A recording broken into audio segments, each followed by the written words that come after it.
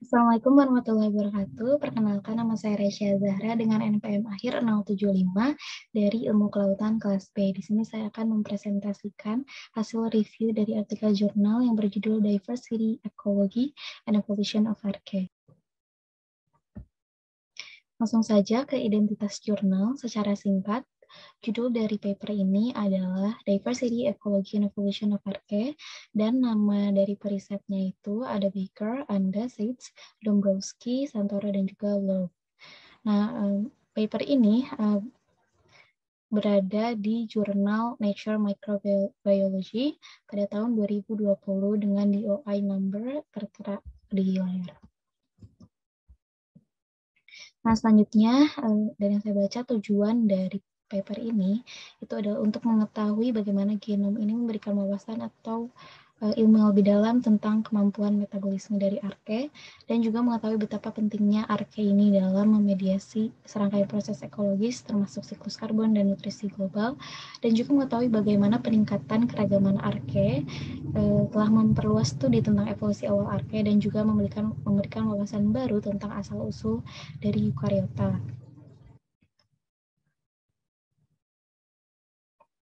Nah, jadi pada awalnya kan semua mikroorganisme yang bukan merupakan eukariotik itu diklasifikasikan sebagai prokariota, lalu juga diklasifikasikan sebagai monera. Nah, tetapi setelah ada penelitian dari Kaus dan rekan-rekannya melalui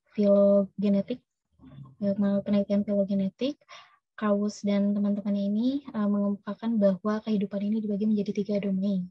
Ada eukarya, eubakteria, dan archaebakteria, atau sekarang disebut bakteria dan archaea. Serta mereka juga mengemukakan bahwa archaea ini lebih dekat hubungannya dengan eukarya daripada bakteri.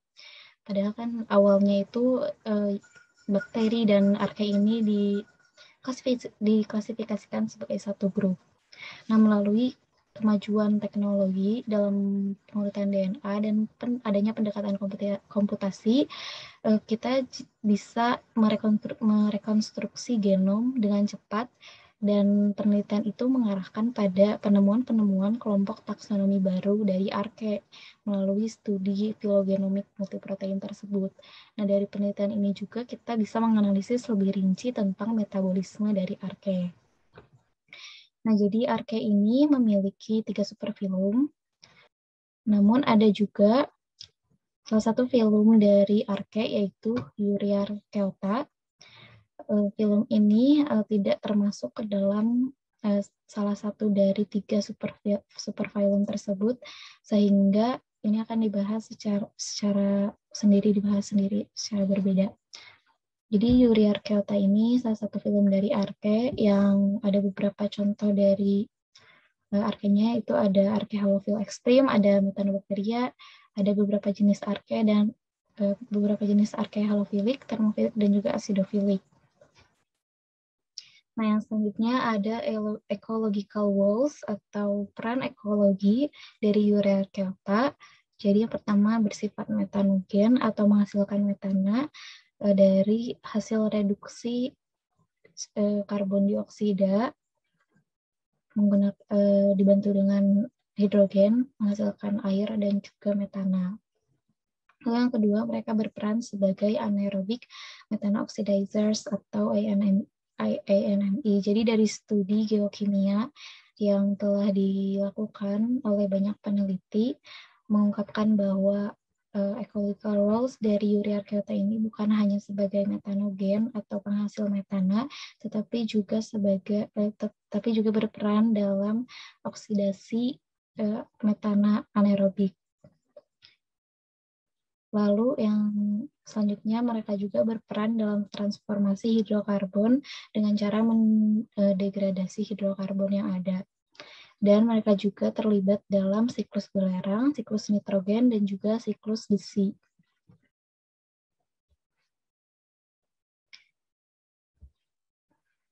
Nah, selanjutnya kita mulai masuk ke superfilum.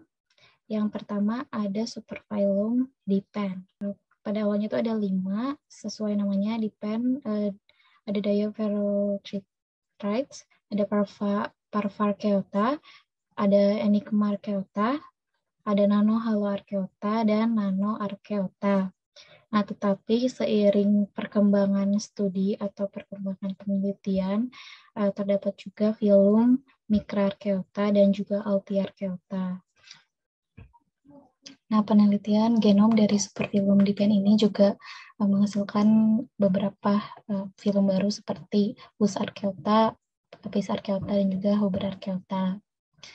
Nah, gambar yang ada di layar ini itu merupakan spesies Nanoarcheum equitans yang berasal dari filum Nanoarcheota. Jadi arke ini merupakan arke yang sangat kecil ukurannya, berukuran maksimal itu 400 nanometer, dan dia itu tidak memiliki gen esensial seperti lipid, kofaktor, asam amino, dan juga gen biosintesis nukleotida.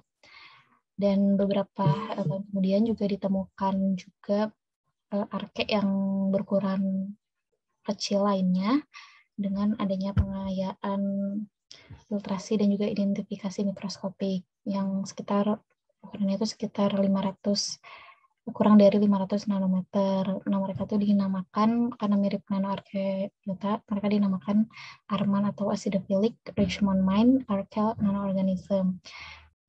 Lalu selanjutnya ecological roles atau peran ekologi dari dipen superfilum ini. Jadi kemampuan genetik dan metabolisme dari dipen superfilum ini terbatas, sehingga mereka ini harus bergantung kepada interaksi dengan arke lain untuk mendapatkan biomolekul yang penting atau esensial. Tapi beberapa dari mereka juga memiliki kapasitas genom untuk memanfaatkan senyawa organik seperti karbon dan lipid melalui glikolisis, oksidasi beta, dan jalur atau pathway lainnya. Nah, mereka ini memiliki intron yang unik dalam 16S rRNA dan juga gen transfer RNA. Dan juga mereka memiliki panjang rata-rata gen yang relatif pendek karena adanya reduksi genom, sehingga seperti nanoarkeota yang tadi, ukurannya itu sekitar 400 nanometer. Selanjutnya ada tag superfilum yang namanya ini sendiri. Tag ini berasal dari Thaumarkeota, Eigarkeota, Crenarkeota, dan Corarkeota. Tetapi seiring berkembangnya penelitian, sekarang jadi lebih banyak film yang baru. Nah, beberapa film dari tag ini, yang pertama itu ada Thaumarkeota. Jadi Thaumarkeota ini awalnya diklasifikasikan sebagai salah satu anggota dari Crenarkeota, tetapi setelah ada analisis filogenomiknya, Thaumarkeota ini menjadi filum tersendiri.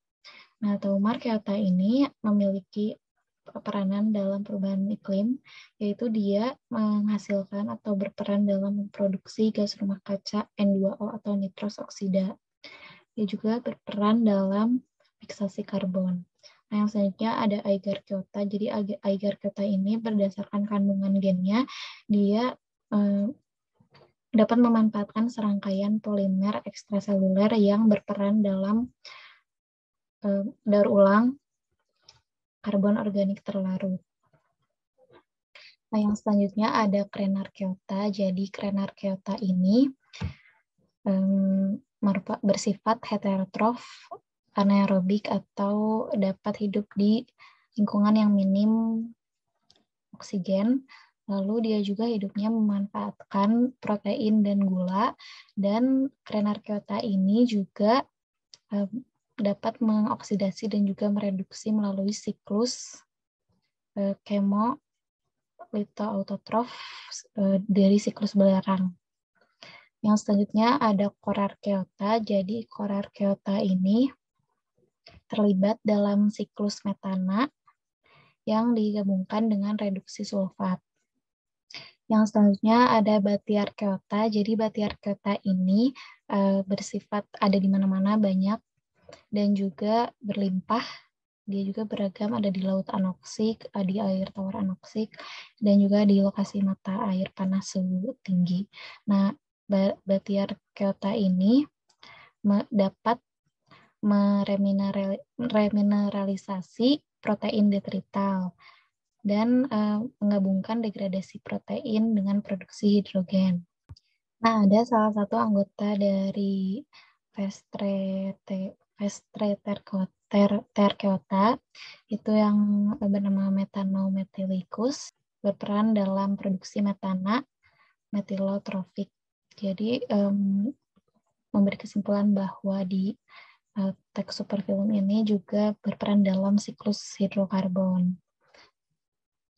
Nah, yang selanjutnya ada Asgard superphylum yang menurut saya ini paling saya ingat dari papernya karena menarik, karena namanya yang unik, yang berasal dari mitologi Skandinavia Norse. Jadi, genom pertama yang ditemukan dari kelompok ini itu berasal atau ditemukan di suatu daerah di Atlantik Utara yang bernama Lokis Castle dan di daerah hidrotermalnya, sehingga karena ditemukan di Lokis Castle sehingga namanya jadi Loki Arkeota. Nah, Loki Arkeota ini setelah dilakukan analisis filogenomiknya ternyata ditemukan bahwa mereka ini memiliki bersifat monofiletik dengan eukariot atau memiliki hubungan dengan eukariota, sehingga ini membuat para peneliti ini berspekulasi bahwa arke ini lebih dekat dengan eukariot dibanding dengan bakteria.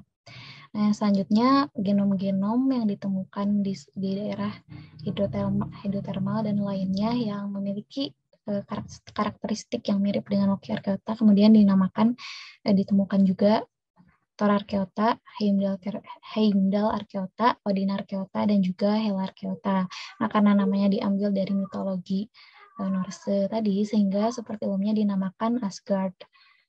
Nah, dari penelitian yang dilakukan terhadap arke-arke Asgard ini, ditemukan bahwa nenek moyang dari Asgard arke ini merupakan inang arkel dari interaksi simbiosis dengan proteobakterium yang kemudian menjadi mitokondria dan membentuk sel eukariotik awal. Nah, pernyataan ini atau penemuan ini itu membuktikan bahwa spekulasi awal atau pernyataan awal bahwa arke ini lebih dekat dengan eukariot dibanding dengan bakteri ini benar. Ecological rules-nya ini banyak Asgard arke ini yang terlibat dalam interaksi sintrofik. Contohnya itu pada percobaan isotop stabil ini menunjukkan bahwa ada pertukaran hidrogen secara sintrofik pada Loki Archeon yang merupakan anggota dari Loki Arkeota dan juga halodesulfovibrio yang berasal dari Heimdall Arkeota. Lalu contoh lainnya juga interaksi sintrofik yaitu adanya oksidasi alkana anaerobik melalui MCR pada filum Helarkeota. Jadi kesimpulan dari paper ini itu kita harus lebih menggali lebih dalam, melakukan penelitian lebih banyak tentang genom Arkeota karena kemajuan teknologi juga sudah lebih canggih. Kita bisa mempelajari lebih dalam mengenai genom Arkeota dan simbiosis Arkeota dan hubungannya dengan eukariot sehingga kita bisa mendapatkan wawasan yang lebih baru, yang lebih dalam tentang arke ini. Sekiranya sekian yang bisa saya sampaikan di review jurnal ini. Mohon maaf bila ada kesalahan kata. Wabillahi taufiq wal hidayah. Wassalamualaikum warahmatullahi wabarakatuh. Terima kasih.